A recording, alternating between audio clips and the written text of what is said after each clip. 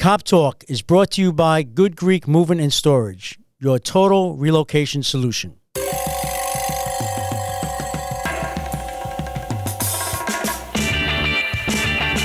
This is Cop Talk, talking crime, cases, and backing the blue. Now, here are your hosts, Captain Ed Mehmet and Detective Kevin Schroeder. Hello, everyone, and welcome to another episode of Cop Talk. I'm Kevin Schroeder, your host. I'm here with my co-host, Captain Ed Mamet. Say hello, Ed. Hello, WABC listeners. Today we have a very, very interesting person who has agreed to give us his time, and we really appreciate it. So today's guest on Cop Talk is Dominic Carter. Dominic, welcome. It's so great to be here with you guys, and in my book, both of you are absolute legends. Thank you. So for our audience, Dominic Carter, which you probably, I'm sure, know, but if you don't, he's a New York treasure. From a rough childhood in the Bronx to the top ranks of broadcast journalism, Dominic has been and covered it all. He's our colleague. He's our colleague here at WABC Radio, and we're thrilled to have him with us. Dominic, welcome to Cop Talk. Thank you. Cop Talk is a podcast that I really believe that everyone should listen to because you guys bring the experience that we need to get this city back in the right direction. We all know what it is now, and you've paid your dues plus some. And so that's why I say that I'm sitting here with two legends. And so thank you for having me. Thank you. Thank you for that. Talk about your journey from the housing projects in the Bronx to your heights of journalism today. Well, one of the reasons why I wanted to be here on Cop Talk is because, plain and simple, without New York City police officers, I wouldn't be alive. It really is that simple. Growing up in the Bronx, I'm a kid of the city, grew up poor, on welfare, mentally ill mother, no father in the picture. Every obstacle you can imagine I had. But there's one magic piece of the puzzle that was on my side, rather, I should say.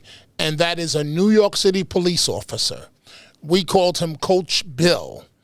And Coach Bill was a one-man example of how to improve police-community relations. Coach Bill, we didn't look at him as white. He was just different. And so Coach Bill, you know, when you're a kid growing up, you don't understand the sacrifices that adults are making to be there with you.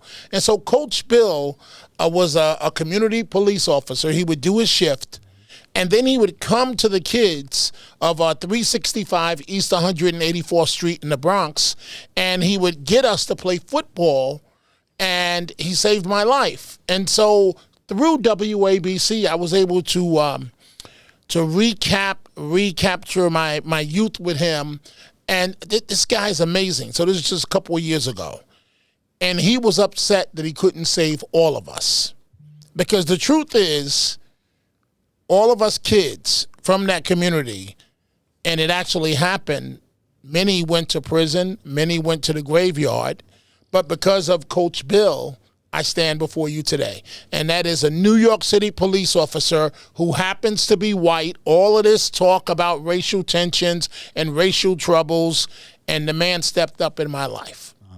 That's a great story. What precinct was Coach Bill from? That's a great question. I'm not exactly sure, so I don't want to speculate. But he has reached out to me, and we did talk, and it's remarkable.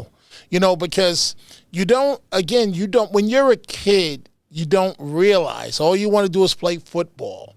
You don't realize that Coach Bill has to raise the money for you to get uniforms. You don't realize Coach Bill has to raise money to give you a trophy at the end of the year. You don't pay attention to those things. But the man saved my life. He really did. And so I'm not sure. He worked out of the Bronx. I have talked to him, and I can never be thankful enough to him or to police officers. The other day, I happened to be at Shea Stadium, right? A couple came up to me. They say hello, the friendliest people in the world. We've got to support our police because you guys, you may be retired now, but to a degree, you're still on the front line because you're still giving back to the city in terms of role models as broadcasters with your podcast, a very popular podcast, Cop Talk, I might point out. So I'm just very thankful, extremely thankful, as a matter of fact, for law enforcement. Dominic, let's talk about your mother's illness. What impact has it had on your career and your life? My mother's mental illness has defined my life, period. So I went from, and thank you for the question, I went from, do I hide my mother's mental illness all my life? Do I keep this as a skeleton within myself? Or do I reveal very embarrassing personal details? So my mother was a chronic paranoid schizophrenic. And that means that you hear voices. I know you guys know from law enforcement because you had to deal with it on the job. She heard voices. And some of those voices told her to kill me as a toddler. And she planned on doing it. And that's why she was hospitalized. And a couple of times I was hospitalized for being brutally beaten by her. But I don't blame her because she was as much a victim as I was. And I was taken from her custody as a toddler and placed in ACS. It was called Children's Services back then.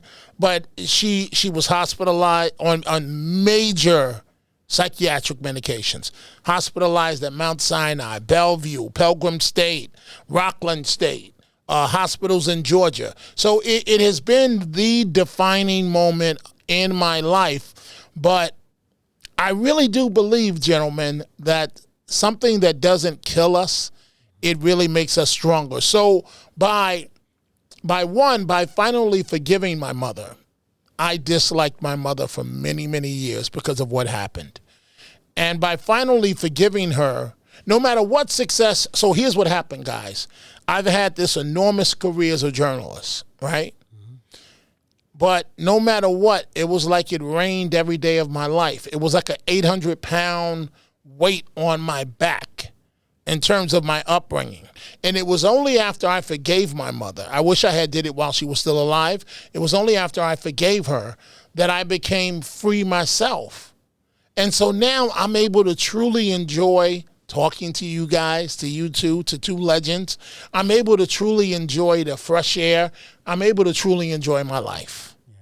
I mean, you do a great job, and thank you. To let you know, NYPD does love you and does listen to your show on WABC Radio. Thank you. All the time. Dominic, you're also with the PAL. The PAL played a big part of your life as well. Absolutely. I mean, I was a member of the PAL too. Duncan Center on the west side of Manhattan. I know you were up in the Bronx with the PAL, and let's talk about the PAL. How it affected your life. And the owner of the radio station that runs, the executive director, right, of PAL. That's right. He sure is. So the highlight of my PAL career is I made the citywide chess team. And we played the championship at the Duncan Center. So I was a little boy, and we lost, but that's okay.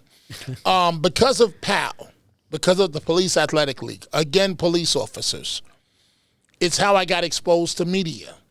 It's how I'm doing what I'm doing today.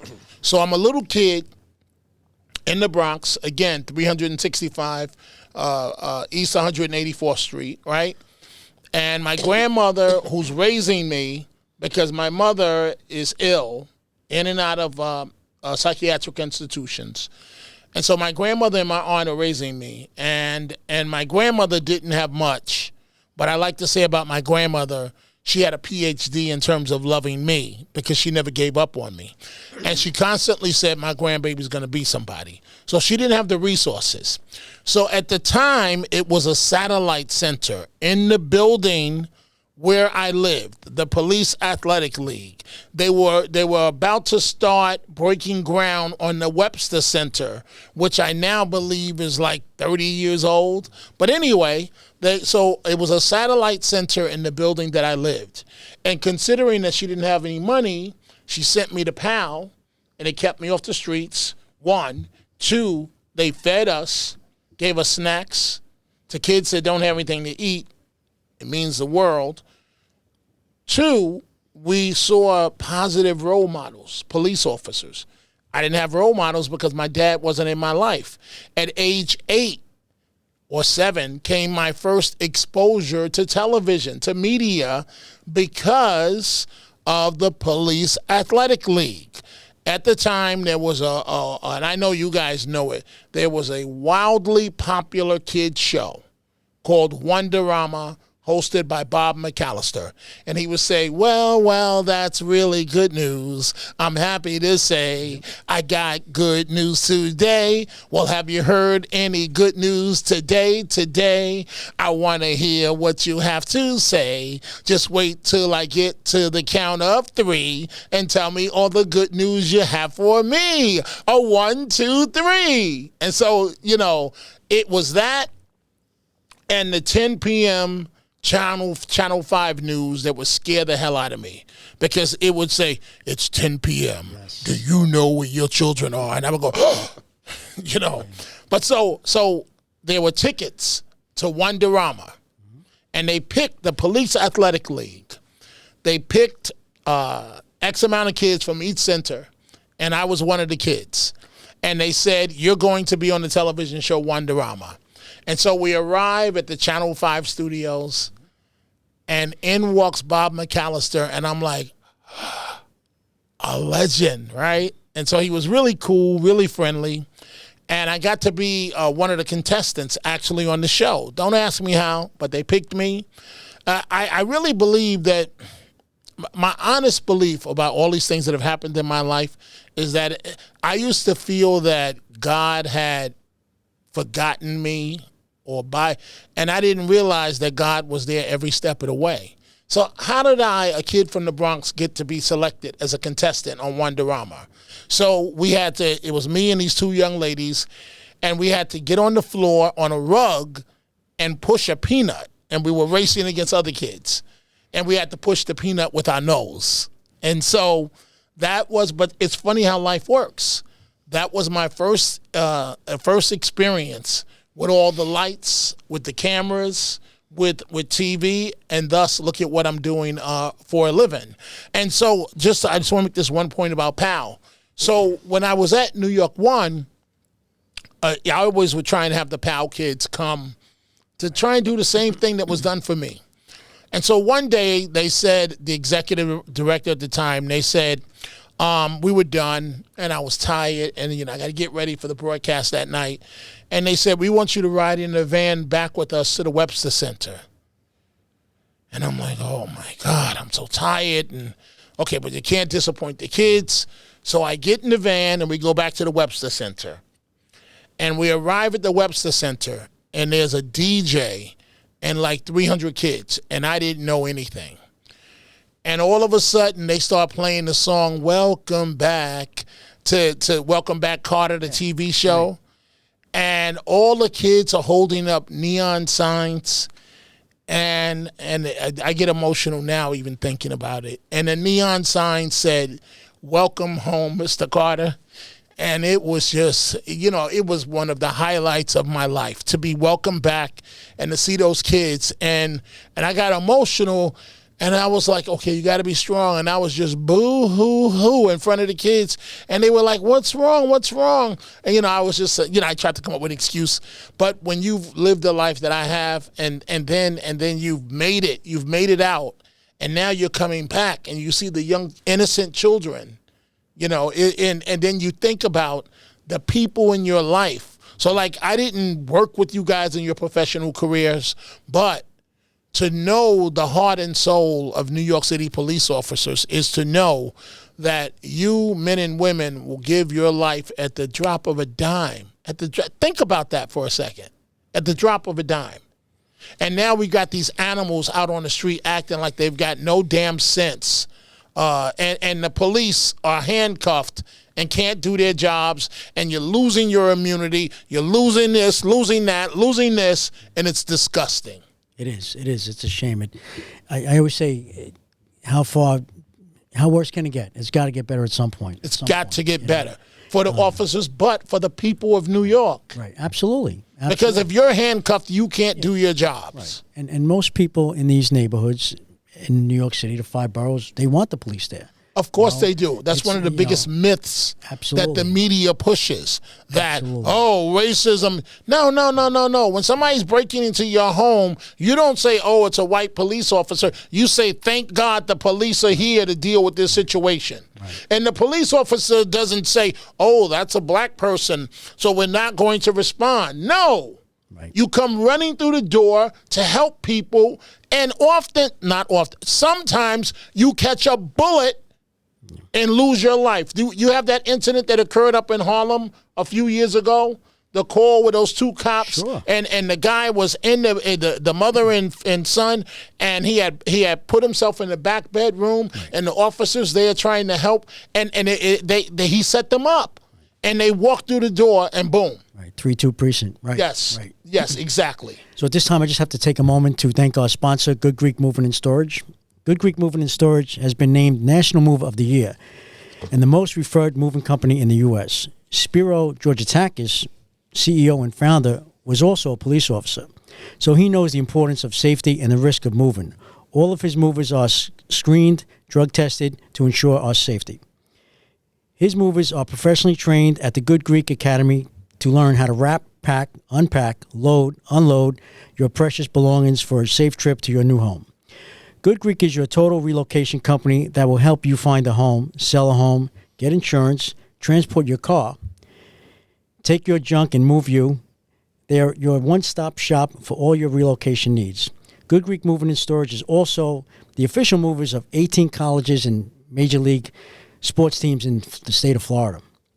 So whether it's a move across the town or across the country, trust America's best movers, Good Greek. Schedule your move today at goodgreek.com.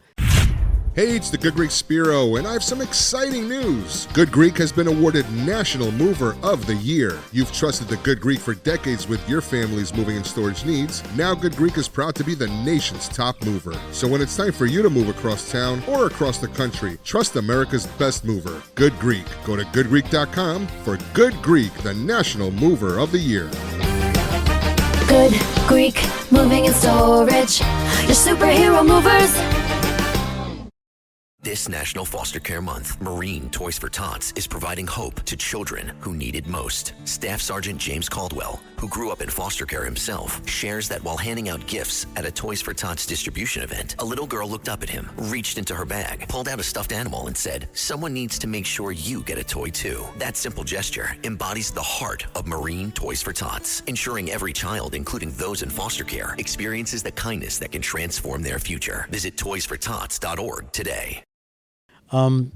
Dominic, what is some of your most memorable moments as a journalist? Interviews? I'm blessed in terms, I've had a lot, but I don't know if it's the same thing like for you, Ed, in terms of what policing and so on. But I will say this, wait, can I flip? Can you guys tell me what has been one of your careers, and then I'll tell you my career. I know you guys are asking the question, but I'm curious, seriously. Well, all right. I did just 3 months short of 40 years in the department. 40 years. Right. Thank you. I came out when I was 23, and I don't want to say how old I am, but I'm older than you think. And 40 years. What made you do 40 years? Well, almost I had to 40 get out years. At 63, it's mandatory. Right. So I did 39 years, 9 months, and 6 days. Wow. I figured it was time to go. I saw things change. So clearly you love the job. Yes, I would have stayed forever. As a captain, it was a lot of fun. I enjoyed it. Most of my career was in the detective bureau, so I got to see the worst side of life. That's one thing about police. We used to call it the greatest show on earth, but you see a lot of tragedy, and you see a lot of things that are wonderful. You see the gamut of life, and I don't regret what I did. My mother wanted me to be a doctor, but I decided to become a cop. Wow. Well, I'm Jewish. All Jewish mothers want their kids to be doctors or lawyers. Well, thank you for your service. And, one of the stories, and I want you, Kevin, to tell me your big moment, but one of the things one of the stories I didn't enjoy covering over the year, and then I'll tell you my highlights, because it breaks my heart, police suicides, and more has to be done to help officers in trouble. Because the fact is, every officer out there, the department talks a good game of help being available. But if you come forward and say you need help, chances are you're going to lose your gun. You're going to lose your overtime. You may lose your assignment. You may be transferred somewhere else. The department is evolving, but more must be done to help police officers in crisis from the bad things that you guys see almost every day. Kevin, I want to hear the big point of your career, and then I'll answer the question. Dominic, that's a very good point. Everyone seems to overlook that, and people speak about it, but it's a real problem in regards to suicide prevention with the NYPD, as well as law enforcement throughout the country. I did 28 years on the police department. 28? 28. Wow. I started as a uniform cop, and I went to narcotics, was promoted detective. How hard was narcotics? Narcotics was interesting. Did you do any other undercover work? No, not undercover. I was an investigator. Okay. I had undercovers that I worked with. Okay. But I worked in Washington Heights as well as Brooklyn North, Wow. Miami South. So some busy areas. And working in Washington Heights, that can go left at any point in terms of negative. Right. Anytime, anywhere it could go left, but absolutely. Especially back then in the early 90s, it was busy, in these areas I'm speaking about with the drug movement. And then I was promoted detective, and I went to the Midtown North Detective Squad for 16 years, and that's where I retired out of. And I was also an elected delegate for the union for the Detective Endowment Association. Wow. So thank you. So that was an interesting job too. Protecting the detectives' rights. Which is necessary. Absolutely, because many. I wish the police department, when someone makes a false allegation and they put a cop through the ringer, and for a year they're on a sideline, rubber gun squad as they call it, and their family has to go through all this. Yep. But then they find out the allegation is bullshit. Oh, well, and okay. That's okay. Go back to work. Exactly, which is ridiculous. I think they should year of your life, your family's life, the embarrassment to your family, your children, and oftentimes over some low life drug dealer, or I'm not referring to Mr. Floyd, George Floyd, as a low life, but I honestly feel out of Minneapolis it's unfortunate what happened to him. Sure. But there's a question of whether the knee was actually on the neck or whether it was on the back. And all I can tell you is that, because I have to be honest at the end of the day, he was nobody to look up to in terms of being a role model for the community. That's part of the problem that we have now. On top of that, when you look at the fact that those 4 cops were railroaded, and they're in jail right now, their lives are ruined. Right. And so you've both had a long career. So now my turn to answer the question. I've done things like, and it's all about the power of I can, of believing in yourself that anything is possible. So I was when Nelson Mandela, I guess that's the crowning achievement. When he came to New York, it was, I think, 1990. Dinkins was in office for 7 months, and there were 15,000 journalists that wanted the Nelson Mandela interview. And there were 2 that got it. At the time, Ted Koppel was larger than life as the host of Nightline. He did one interview, I did the other. Wow. And so awesome. It was very humbling for a public school kid with a public school education, myself, and an education at the State University of New York graduate school in journalism at the Newhouse School. But, every obstacle you could think of, I've had to deal with. But I guess interviewing the president of Mexico, Vicente Fox, interviewing John Cardinal O'Connor, interviewing Bill and Hillary Clinton. There have been a lot. Wow. Caroline Kennedy, I never thought that I would sit down with American royalty and have the opportunity to interview her. And I have to be honest, guys, I had a lot of compassion for her because people critique and nitpick and, they were like, she's not ready for prime time. She was running for the Senate. She only did one interview, and it was with me. And the tabloids were nipping at her, and I was just like, wow, this has got to be a rough life to live. And so with the Mandela interview, it was amazing because we were at Gracie Mansion, And I kid you not, guys, just like I'm talking to you right now. So I'm waiting for Mandela to walk into the room. There are State Department agents everywhere and details. And I mean, all the NYPD motorcycles, the entire thing. It seemed like the world stopped. So I'm at Gracie Mansion. I'm sitting there waiting for him to walk into the room. And I'm looking at the door handle. And I kid you not, like a devil appeared on my left shoulder. And the devil said, "What are you doing? You can't do this. You're going to embarrass yourself. You're about to interview Nelson Mandela. Get up and leave the room. You grew up from nothing." And I get also another highlight, appearing on Face the Nation. I've appeared on the CNNs, the Fox News channels, the MSNBC. But the bad devil said, "You can't do this. You can't do it. Get up and leave." And then, I kid you not, a good angel. The same thing happened with Face the Nation. A good angel said, "You got this. You can do it. You can do it." And then the door turned, and in walked Nelson Mandela. And this generation of these kids that are coming up now, they probably don't even know who he is. But so I get the most information for people when we're sitting down talking right now, before the interview starts. And I said, "Mr. Mandela, can I ask you a question?" And he had this beautiful dialect and beautiful skin, like copper skin. And he said, "Yes, young man." And I said, "Mr. Mandela, you've done 25 years in prison, and all you had to do was renounce the ANC, and they would have let you out." Now, remember, he was about to go on and become the president of South Africa, maybe a year or two later. And he taught me a story about life. He started laughing. He said, "Young man, for me to be angry at the people that put me in jail, I would be giving them my power." And I thought about what he said.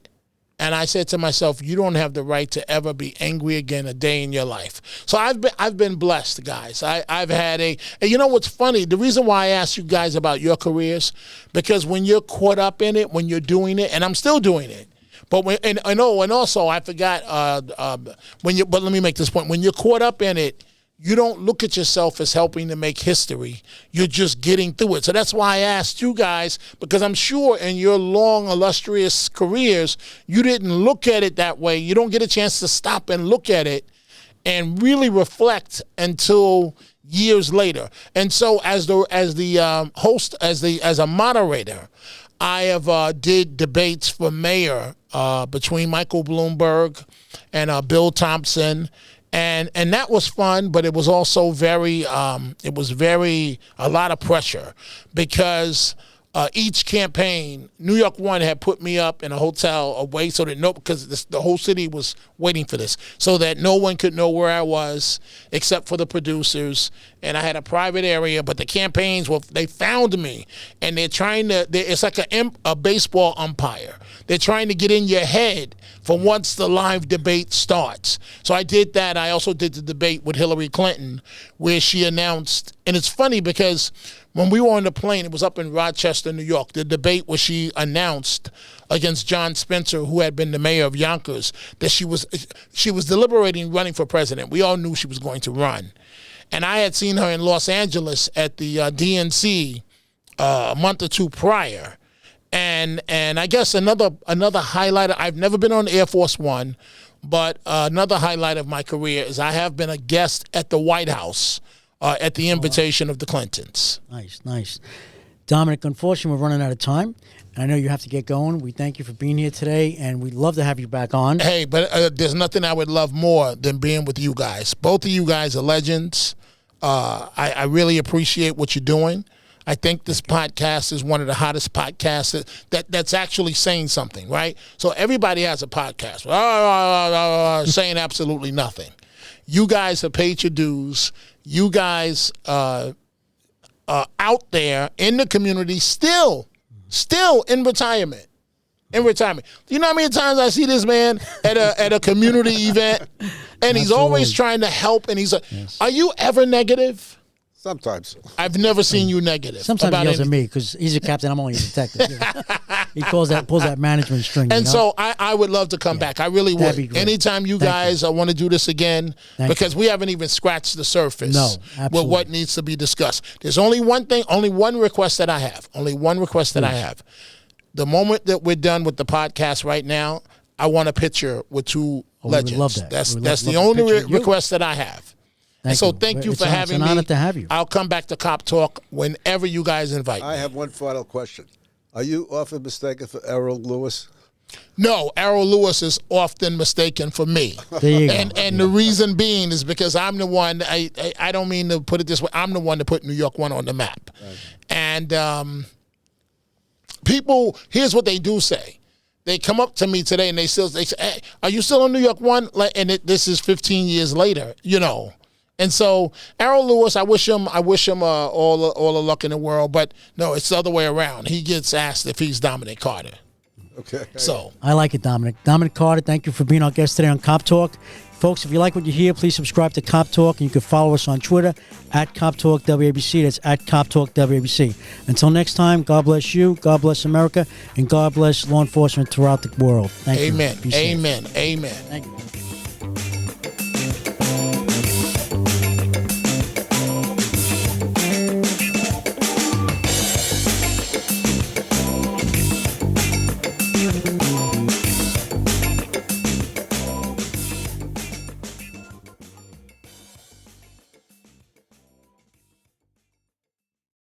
Hello, folks. Larry Kudlow here. Pay attention, because China is leading the largest anti-American alliance since World War II. One that's already dumped U.S. bonds, grabbed 43 million acres of our farmland, and is plotting to dethrone the dollar. That's why IRA and 401k savers are protecting their savings with gold. Please go to freegoldguide.com/Kudlow or just call 800-621-3908 for your free gold guide on how to protect your wealth with gold 100% tax-free.